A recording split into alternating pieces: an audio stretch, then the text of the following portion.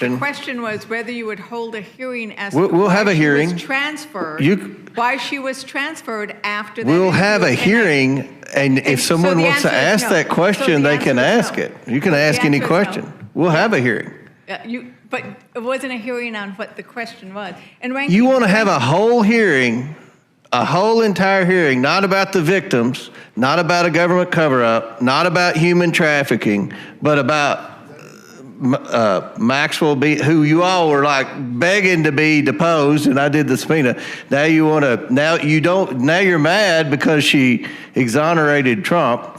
We brought in Bill Barr, who is I don't think it's any secret that he and Trump aren't best of friends. I'm going to reclaim my time.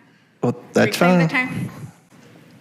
The question wasn't about shouldn't we do all these things, but this is something very specific that indeed, as I understand, the victims raised today, they're outraged that this has happened. And it is indeed a re-traumatization when somebody who has done such horrible things is then treated favorably under these conditions. And I think that's where it's at. Oh, come on, man. You mean to tell us that you want us to have some kind of hearing just because the least trustworthy person in the world exonerated the other least trustworthy person in the world? I'm starting to think that just because we moved Ghislaine Maxwell to a more luxurious prison after she said literally everything we wanted her to say seems weird to you. Anyway, that was Chairman Comer talking about how, hey, we just shouldn't be worrying about this. He's doing exactly what he needs to do, which is defending King Trump. And I gotta say, man, the entire idea of using Maxwell to exonerate Trump has a level of poetic irony that is honestly hard to articulate. It is a move that I think would have worked incredibly well if we lived in a world without shows like The Wire or Breaking Bad or anything written by Shakespeare. It's an incredible argument if you were born yesterday. Speaking of people who might have been born yesterday, here is one of my favorite politicians, Tim Burchett, and by favorite, I mean most entertaining, doing what Tim Burchett does best, which is just calling it like he sees it, man. These ladies were mistreated, of course, by Epstein and Maxwell, but also mistreated by the government. And we got to rethink the whole files thing. Apparently, there's some files that they don't want out. So I've said all along, we need to protect these young ladies. Well, they're ladies. I guess they were young. They're kids when it happened. So, we need to make sure we do that. And I think we're going to get there. I think we're going to get to the right spot where we can release everything that needs to be released. But again, in our rush to do this, we have to protect these ladies and these others that were involved. Is that what they were advocating for there, to keep some things private? Yeah, because I asked specifically. It wasn't really a question and answer, but they made a statement, and I asked specifically about certain files. I don't want to disclose too much because obviously, but yeah, I think we need to protect these young ladies. Are you still going to sign on to Massey's discharge petition?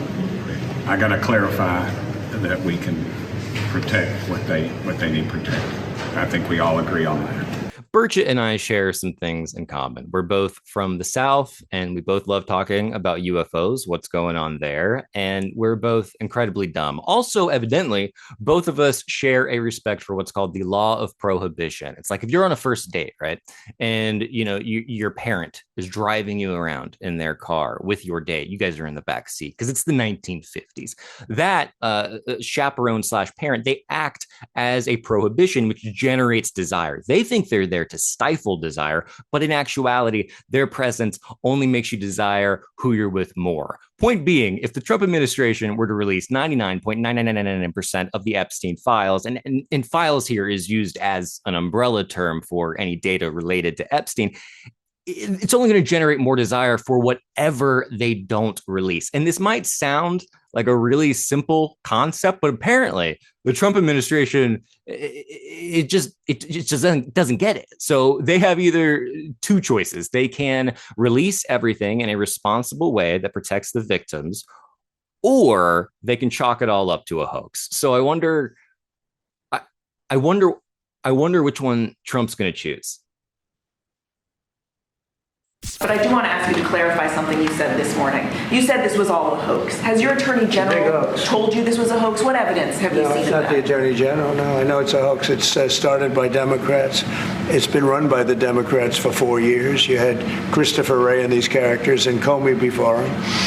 And it's a bad group. It started, actually, look at the Steele dossier that turned out to be a total hoax. The 51 agents, the intelligence, so-called intelligence agents, it was a hoax. It's all been a big hoax. It's perpetrated by the Democrats. And some stupid Republicans and foolish Republicans fall into the net. And so they try and do the Democrats' work. So Trump is here once again utilizing the power of positive thinking. If he just says it's a hoax over and over again, surely we'll all believe it. The problem is that the power of positive thinking is no match against the law of prohibition. If you tell the American people that there is something that they cannot have access to, they are going to desire access to it all the more. So when he says, hey, it's a hoax, he's basically saying, hey, don't look over there, which only generates more fantasies in the imagination of the American psyche. You know what? I should work for the Trump administration. I could do it. I love Big Macs. I'm sure that's all they eat over there. But really, do they need me? Because honestly, they already have someone, and that is Captain Charisma himself, Speaker Mike Johnson, who somehow, after all these years, is still healing from having his jaw wired shut, which I presume to be because to keep the BS from coming out. The president has repeatedly referred to this as the Epstein hoax. You just have talked to these victims. Is it a hoax? I'm not sure what that comment refers to, but I've spoken to the president myself about this many times, and he is as insistent as we are. He is the most transparent president in memory, probably in the history of the country. As you know, he stops. If he were here now, he would stand here and take your questions endlessly. That's his mindset, and he wants the American people to have information so they can draw their own conclusions. I've talked with him about this very subject myself, so I can tell you that is his heart. Now, he also, just as we do, is insistent that we protect the innocent victims, and that's what this has been about. No, I mean, yeah, that actually makes a lot of sense. I mean, when you think of Trump, is transparent not like immediately what comes to your mind if you bracket off everything you've ever heard about him? You know, I mean, Trump, transparent, both words begin with the same two letters. You know, you could play that game with anything. Trump, transparent, transpanic, traitor. You know what I mean? Now, point being, this whole Epstein case is actually a bipartisan affair. You have Ro Khanna and Thomas Massie both pushing from opposite sides of the aisle for a total release of all of the data related to Epstein. You would think that would be something that would be celebrated, right? It's so rare that we can come together over issues like this. The last thing you would want to do is try to like dismiss that or try to chalk the whole thing up to some kind of political stunt.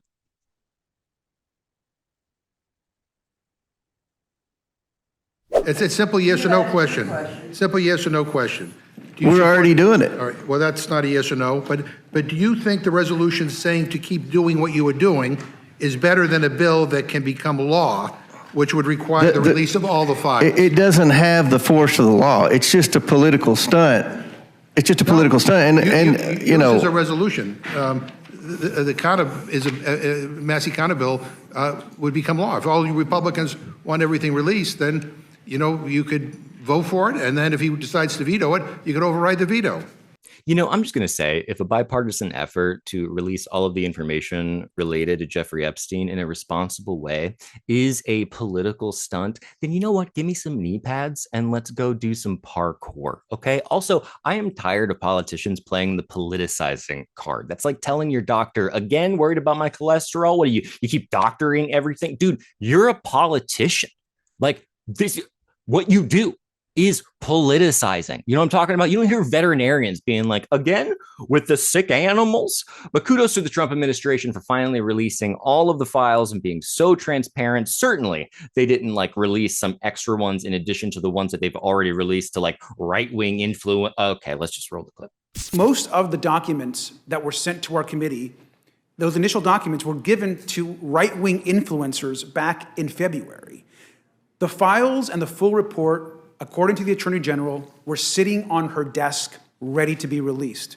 We know that the Attorney General herself has shared with the president directly that he is also in the files. The reason, and we don't understand why this cover-up by the president continues to not release the full files. And so the discharge petition is an important additional step forward for the Congress, the full Congress, to be on record to release the full files. So they threw in a tiny bit of new information with information they had already released to a group of people who have a financial interest in propping up the Trump administration. Excellent. I mean, no notes, you guys. This is absolutely wonderful. You guys are crushing it. Keep going the way you're going, because at least I'm enjoying it a little bit. Okay. Now, to round this all out, here is Representative McGovern, who seems to be asking some really honest questions, but apparently not. You know what I mean? Because up is down and left is right. And here's the clip. And what you're telling us that you're going to release some of the files tonight. If I heard Mr. Garcia correctly, 97% of which is already out in public. So we get 3% that's new. I don't know what it's going to say. But I just don't understand what the big deal is. Why can't the administration just release the files? You can do the investigation, but just release all the files. Trump and the people he put in charge of the FBI and the DOJ promised that they would. And it's just kind of strange that they haven't done so yet. I mean, don't you think? I mean, we just want to know, what are they trying to hide? Why is this such a difficult thing for them to do? So we return now to the law of prohibition. Now, when McGovern said that 97% figure, I want to just pause there for a second, because it reminded me of the so-called debate around climate change. Now, I don't know how into climate change you are, but if you start reading about the debate, and you can do so in books like Merchants of Doubt or Overheated, you find that the 97% figure is incredibly powerful, because it allows climate denialists to go, hey, yeah, sure, 97% of scientists, blah, blah, blah, but what about those other 3%? It paints this image that there is a small truth-telling cohort fighting valiantly against the horde of bought and paid for climate fanatics. The reality, however, at least regarding climate change, is that the number is way higher. Way more than 97% of scientists agree that climate change is real, man-made, and needs immediate attention. Okay, so that's not my point. My point here is that this is a problem for the Trump administration. They are only hurting themselves and, coincidentally, the victims of Jeffrey Epstein by continuing to pretend that this isn't a big deal, okay? Like, all we're doing here is going, hey, please give us all of the information, okay? And that is a valid question. What are they hiding is a valid question. And them saying otherwise is gaslighting. And it's not even good gaslighting. Like, they used to be really good at this, you know what I mean? But I guess maybe you lose your touch if your hands start, rotting off of your arms. But I think it's incredibly important when issues like this, which are bipartisan, whether it is the Epstein files or, as Burchett and I would agree, the UFOs, when they're reduced to just conspiracy theories or just hoaxes, it will just keep generating desire in the minds of the American public for full transparency. The Trump administration has always relied on the imaginations of their constituents to construct a reality that, whether true or not, serves their interests. And this whole story seems to be one example, one of the few in which that strategy seems to be backfiring on them. But maybe I'm wrong. You know what I mean? Who knows? I mean, after all, the dude was exonerated by who? Anyway, let me know what you think in the comments. I'll see you next week as we continue to spiral toward, well, the word that came to mind is oblivion, but whatever.